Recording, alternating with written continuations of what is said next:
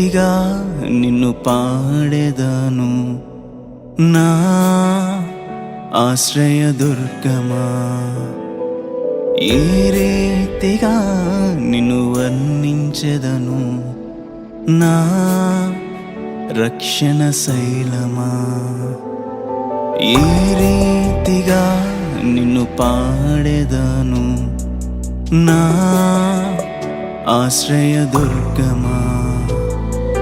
ఏ రీతిగా నిన్ను వర్ణించెదను నా రక్షణ శైలమా. ఇన్నాళ్ళుగా నన్ను పోషించిన